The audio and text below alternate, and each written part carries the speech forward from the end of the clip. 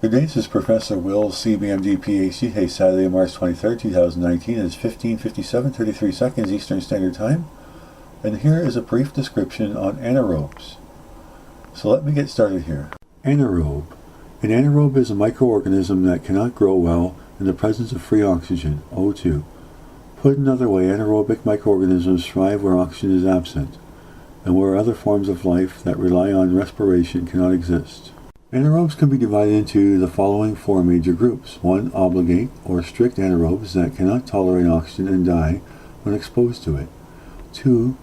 Facultative anaerobes that do not require oxygen and can live in its presence or its absence, but grow slightly better when oxygen is available.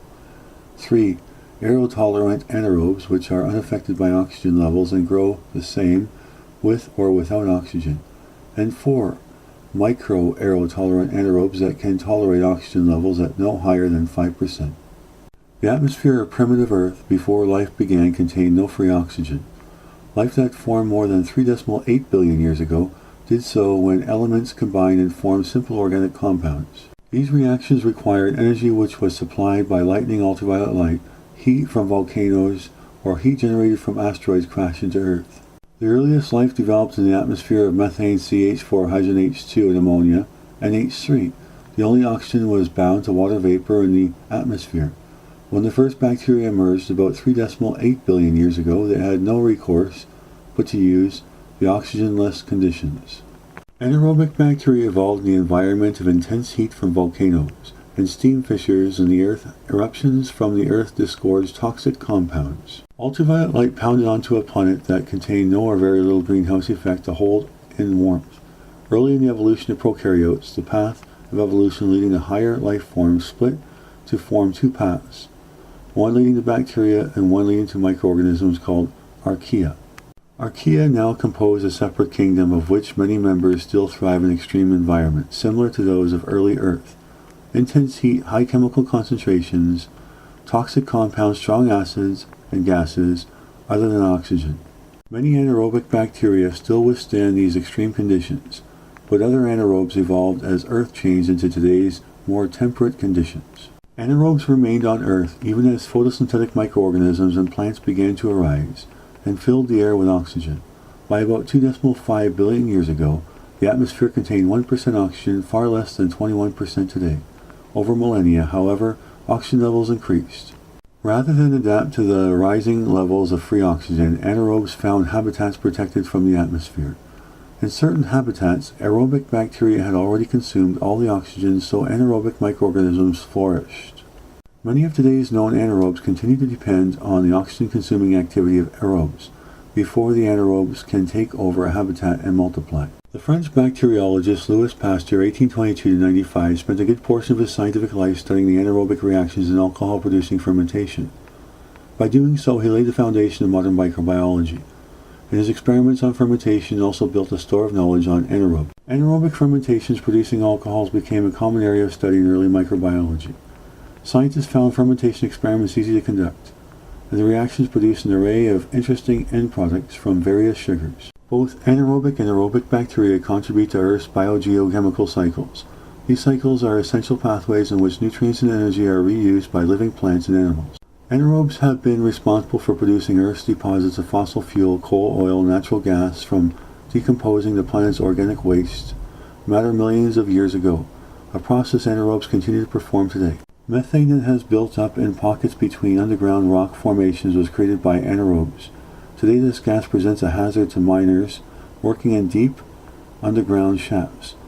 Anaerobes also aid in digesting food in animal digestive tracts because of their ability to decompose organic matter in oxygenless environments. Anaerobic bacteria are important in clinical microbiology because these microorganisms cause several human and animal infections. Clinical microbiologists use special methods to grow and identify unknown anaerobic bacteria isolated from patients. Industrial microbiology prefers aerobic to anaerobic species for manufacturing biological products because anaerobes do not grow as fast as microorganisms that use oxygen. Anaerobes also play a useful role in wastewater treatment as a tool in digesting sludge high in organic matter. Anaerobic bacteria in nature, anaerobes grow in deep sediments beneath Earth's crust. Microbiologists recover anaerobic bacteria from places where oxygen has been used up by aerobes. or where oxygen has been displaced under pressure. Deep ocean and freshwater contain anaerobes, as do stagnant ponds, still lakes, bogs, swamps, and slow-moving rivers. In these places, anaerobes congregate in the deepest regions and in sediments. Anaerobes also survive in places that at times can contain large levels of oxygen, soils, the skin surface, inside the mouth, and within biofilms. The reason anaerobes survive in these places is that they find oxygen-free places called microenvironments. Microenvironment refers to a location that holds unique, highly specialized characteristics. In soil, anaerobes find small pockets between soil particles that contain no oxygen, especially in water-saturated soils. Oral anaerobes find microenvironments between the gum and teeth. Often these places have been made anaerobic by aerobes that first use up all the oxygen, making the conditions favorable for anaerobes to grow. When microbiologists discover new bacteria in the environment or in medicine, they determine the oxygen needs of these bacteria in the laboratory. Oxygen is toxic to most bacteria, whether the bacteria are aerobic or anaerobic. Aerobes. Facultative anaerobes and aerotolerant bacteria fight oxygen's toxic effect with enzymes that possess for just such properties.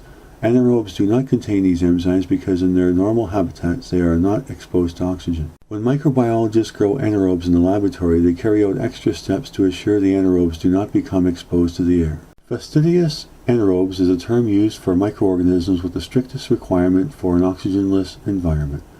Although some anaerobes can withstand small exposures to oxygen, fastidious anaerobes cannot and die if even a tiny amount of oxygen pervades the medium in which they grow. To test a culture's ability to grow in the presence of oxygen, a microbiologist inoculates a tube of broth, medium, and then incubates it in an upright position without shaking or mixing it.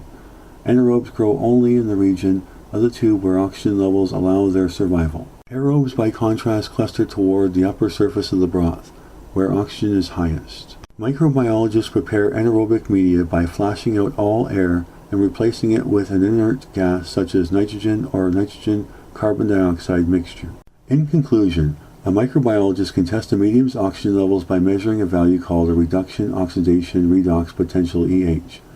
Commercially prepared redox dyes added to media give an indication of the oxidized state, free oxygen present, or reduced state, free oxygen absent.